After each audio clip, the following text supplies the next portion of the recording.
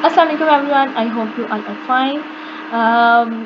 आज हमारा टॉपिक है Iran Iraq war. Iran Iraq war जो कि 1980 में स्टार्ट होती है और 1988 में ख़त्म होती है।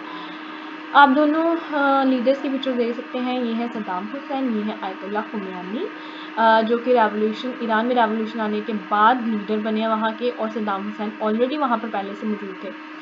ये जो है सुन्नी हैं, ये शिया हैं। इन दोनों के दरमियान बेसिकली ये कॉन्फ्लिक्ट है और एंड आगे हम डिस्कस करते हैं। ईरान इराक वॉर 1980 में स्टार्ट होती है, 1988 में ख़त्म होती है। ये एक मिलिट्री कॉन्फ्लिक्ट था और ये स्टार्ट ऐसे होती है कि इराक इन्वेड कर देता है ईरान में अपना एरिया वापस लेने के लिए, और इस तरह से जंग स्टार्ट हो जाती है और 8 सालों तक चलती रहती है। एंड फाइनली सीज़ फायर जो है 1988 में सीज़ फायर होता है और दोनों के दरमियान लड़ाई ख़त्म हो जाती है। लेकिन डिप्लोमेटिक रिलेशंस दोनों कंट्रीज 1990 में ही स्टार्ट करते हैं।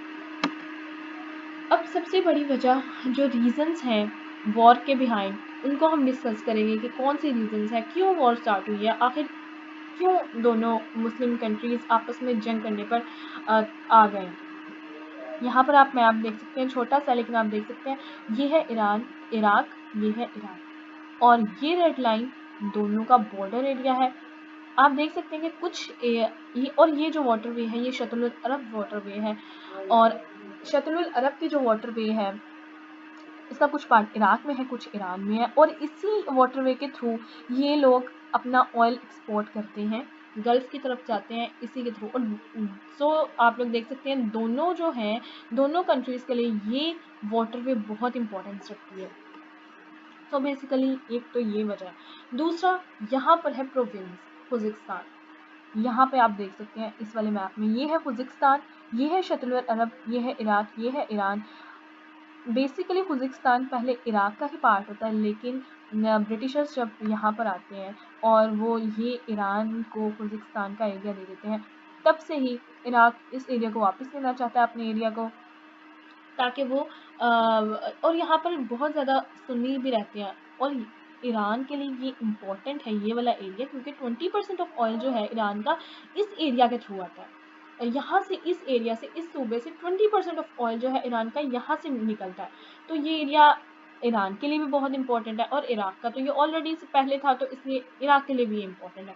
तो डिस्प्यूट की सबसे बड़ी वजह ये एरिया है। अब दोनों के दरमियान 1975 में 1980 में वॉर स्टार्ट होती है। 1975 में दोनों कंट्रीज़ के दरमियान एक एकॉर्ड साइन होते हैं, अल्गियर्स एकॉर्ड साइन होता है, जिसके थ्रू, जिसका मकसद ये है कि ईरान जो है, इराक जो है, वो क्लेम करना वो क्लेम नहीं करेगा कि खुजिस्तान उसका प्रोविंस है।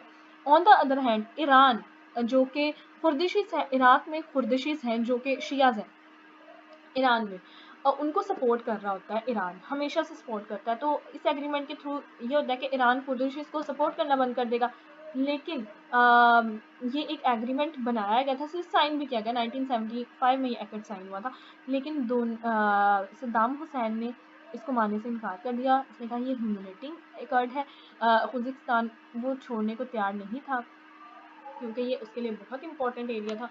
तो बेसिकली ये टेरिटोरियल डिस्प्यूट है कि खुजिस्तान को वापस लेना चाहता था और शतुल अरब पर भी अपना कब्जा पूरा करना चाहता था। तो ये एक टेरिटोरियल डिस्प्यूट बहुत बड़ा है, जिसकी वजह से जंग स्टार्ट होती है। इसके अलावा कुछ और रीजंस भी हैं, शिया सुन्नी का, जैसे कि रीज़न है शिया सुन्नी का बहुत बड़ा यहाँ पर रीज़न आ जाता है, क्योंकि 1979 में रेवोल्यूशन आता है ईरान में, और वहाँ पर शिया गवर्नमेंट आ जाती है। ऑलरेडी वहाँ पर 65% से ज़्यादा लोग वहाँ पर शियाज रहते हैं। लेकिन और दूसरी तरफ ईरान में बहुत ज़्यादा सुन्नीज़ हैं, वहाँ पर मेजॉरिटी सुन्नीज़ की है। अब जब वहाँ पर ईरान में रेवोल्यूशन आता है, तो इराक सद्दाम को ख़तरा हो जाता है कि अगर ईरान में रेवोल्यूशन आ सकता है और यहाँ इराक में भी कुछ सुन्नीज़ हैं जिनको सपोर्ट ईरान कर रहा है, तो यहाँ पर रेवोल्यूशन ला सकता है ईरान। तो उन्हें सबसे बड़ा ख़तरा था इराक को ईरान से, कि यहाँ पर वो अपना रेवोल्यूशन ना लें। Then this is the major reason between of the war.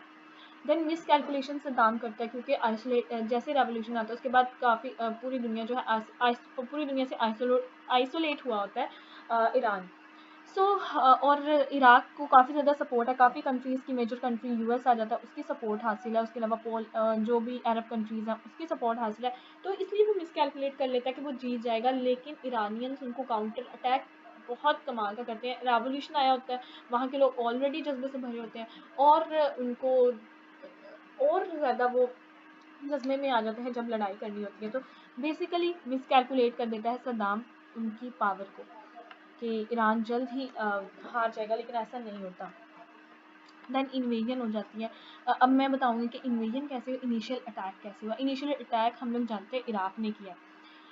इन्होंने सबसे पहले एयर के थ्रू अटैक किया है और उससे अगले दिन ग्राउंड अटैक्स किए। लेकिन ईरान की एयरफोर्स कम थी लेकिन बहुत ज़्यादा अच्छी थी। क्योंकि यहाँ पर पहले यूएस रह चुका था और यहाँ पर काफ़ी ज़्यादा उनके वेपन्स मौजूद थे, तो उसी में से उनके एयर्स भी वहाँ पर मौजूद थे और एयर फोर्स उनकी इतनी अच्छी थी कि उन्होंने ना सिर्फ इराक को काउंटर अटैक किया उनकी एयरफोर्स को, बल्कि ग्राउंड को भी एयरफोर्स के थ्रू, अपनी एयरफोर्स के थ्रू ग्राउंड अटैक्स को भी काउंटर किया उन्होंने ईरानियंस पे। ईरान की जो नेवी है उसके बाद उसने बसरा पर भी हमला किया और उनके 2 टर्मिनल्स इराक के वो भी तबाह किए, ऑयल टर्मिनल्स। शतल अरब में जो ऑयल टर्मिनल्स है वहाँ पर भी इन्होंने काफ़ी ज़्यादा एक दूसरे के ऊपर जंग के दौरान काफ़ी अटैक्स किए थे। ईरान ने ऑल्सो जो न्यूक्लियर रिएक्टर है इराक का उसको भी तबाह किया, कम्प्लीटली तौर पर जो है डिस्ट्रॉय कर दिया। जब ये सब हुआ आप इतनी ज़्यादा 2 साल तक वॉर चलती है 1982 तक, और ये सारे जो हैं इश्यूज़, ये सारी चीज़ें होती हैं। तो उसके बाद इराक की इकॉनमी बहुत ज़्यादा ज़्यादा थी। ईरान सोचता है कि अब हमें सीज़ फायर प्रपोज़ कर लें, और सीज़ फायर प्रपोज़ करने की एक बड़ी वजह ये थी कि ईरान का जो शतुल अरब के अलावा जो प्रोविंस था वो भी उनके कब्ज़े में आ चुका था। उसका एक सिटी और काफ़ी एरियाज़ जो है वहाँ पे इराक के कब्ज़े में आ चुके थे। तो अब इराक जो है सीज़ फायर प्रपोज़ कर देता है, सीयू फॉर पीस 1982 में सद्दाम हुसैन प्रपोज़ करता है, लेकिन खुमयानी इसको रिजेक्ट कर देता है और ये कहकर रिजेक्ट करता है कि जब तक गवर्नमेंट नहीं जाएगी सद्दाम हुसैन की, उसको नहीं गिराया जाता और नई गवर्नमेंट नहीं आएगी, तब तक वो जंग ख़त्म नहीं करेगा, क्योंकि अब वो भी काफ़ी अच्छे काउंटर अटैक्स कर रहे हैं ईरान। तो 1982 से 88 तक ईरान इराक वॉर जो है वो चलती रहती है और इनका दोनों कंट्रीज़ की इकोनॉमी जो है ना इस पर खर्च हो जाती है, और 40 to 75% ऑफ जीडीपी जो इराक की है वॉर पर ही खर्च हो रही होती है। खैर आगे हम देखते हैं कि ईरान इन्वेजन जो है इराक में अब 1982 को प्रपोज किया है उन्होंने सीज़ फायर इराक ने, लेकिन ईरान ने एक्सेप्ट करने से इनकार कर दिया है और ईरान जो है अब वो अटैक्स करता है और जो इराक है वो डिफेंसिव मोड पर चला जाता है। ईरान बसरा को कैप्चर करने के लिए वहाँ पर अटैक करता है लेकिन फेल हो जाता है। फिर 1984 में ईरान मेहरान जो उनका सिटी था, और इराक पहले से उसको अपने कब्जे में कर चुका था, अब ईरान उसको रिकैप्चर कर लेता है through a war, through attacks. Then अब उनके पास अपना इलाका वापस आ गया है, उन्होंने बसरा पर भी हमला कर दिया ईरान ने। अब 1985 में ईरान फेल हो चुका है पहले बसरा को कैप्चर करने में, अब दोबारा से बसरा जो कि सिटी है इराक का उस पर कब्जा कर लेता है दोबारा से। लेकिन इराक का वो बहुत इंपॉर्टेंट सिटी है, अगर बसरा उनसे चला जाता है तो उनका मेन पार्ट है वो, तो उनके लिए बहुत ज़्यादा नुकसान होगा, उनका जो पानी का रास्ता है वहीं से है। उन्होंने बहुत अच्छा काउंटर करते हैं इराक वाले भी, काउंटरिंग मोड पर अब आ चुके हैं ना वो। फिर 1986 में ईरान अल्फो सिटी है जो कि बहुत इम्पोर्टेंट सिटी है इराक का, शतुल अरब के साथ ही सिटी है, और शतुल अरब का समझ लें कि वहाँ पर जाने का ज़रिया ही अल्फाद सिटी है, तो उनसे वही छिन गया है, तो अब उनके पास शतुल अरब भी नहीं रही। एक बिग ब्लो था सद्दाम के लिए ये, इसको वो काउंटर करने के लिए मेहरान सिटी को दोबारा से कब्जे में कर लेते हैं ताकि वो अल्फो वापस ले सके, लेकिन ईरान इसको देने से इनकार कर देता है। फिर इराक जो है वो अटैक करता है, ग्राउंड अटैक्स करता है, ईरान के ऊपर और अपना एरिया, अपना सिटी अल्फा जो है वो वापस लेता है। इस तरह से अब खुमयानी भी समझ गया कि अब जंग ख़त्म हो जानी चाहिए और यूनाइटेड नेशन ऑर्गेनाइजेशन ने जो सीज़ फायर प्रपोज किया था उसको एक्सेप्ट कर लेता है। 8 सालों के बाद जंग ख़त्म होती है 1988 में, जुलाई 1988 में खुमयानी एक्सेप्ट करता है और अगस्त में जाकर ये फाइनलाइज होता है। यूनाइटेड नेशन रेजोल्यूशन 598 जो है उसके थ्रू सीज़ फायर हो जाता है और वॉर एंड हो जाती है 1988 में। There are also some consequences of this war. दोनों साइड्स, इराक और ईरान, दोनों क्लेम करती हैं कि वो विक्टर्स हैं इसके, मतलब कि वो जीत चुके हैं, उन्होंने ये वॉर जीती है। लेकिन असल में दोनों ही फेल हुए हैं क्योंकि इराक का पर्पस था कि वो अपना सूबा वापस ले सकें, अपना प्रोविंस वापस ले सकें। ऑन द अदर हैंड जो खुमयानी है वो यही चाहता था कि सद्दाम की गवर्नमेंट गिराई जा सके। तो दोनों ही अपने जो चाहते थे वो पूरा नहीं हुआ। तो इसका मतलब कोई भी नहीं है, विक्ट्री किसी को भी हासिल नहीं हुई, दोनों में से कोई भी नहीं जीता, बल्कि अब दोनों को नुकसान हुआ, बहुत ज़्यादा लोगों की जानों का नुकसान हुआ। ईरान की इकोनॉमी तो बिल्कुल तबाह, ईरान तो ऑलरेडी पहले ऐसे मोड पे था कि उनकी रेवोल्यूशन आया था ना, तो उनकी इकोनॉमी तो ऑलरेडी ख़राब थी, तो जंग से और ज़्यादा इकोनॉमी ख़राब होगी। इसके अलावा इराक की भी इकोनॉमी को बहुत ज़्यादा असर पड़ा। उसके अलावा अगर हम देखें तो फर्स्ट फर्स्ट वॉर थी जिसके अंदर केमिकल वेपन्स का इराक की तरफ से यूज़ हुआ था। इराक ने केमिकल वेपन्स का यूज़ किया था। This is a big big big impact. Chemical weapons की वजह से बहुत ज़्यादा लोगों की जानें गई थी, बहुत ज़्यादा ईरानियन सिविलियंस जो हैं वो मरे थे इन केमिकल वेपन की वजह से। उसके अलावा जंग के दौरान वैसे भी बहुत ज़्यादा सिविलियंस जो हैं उनकी हलाकत हुई थी।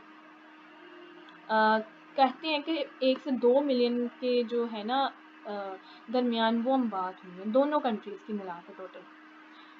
So this is all about Iran Iraq war. इसके हम क्या कह सकते हैं, ईरान इराक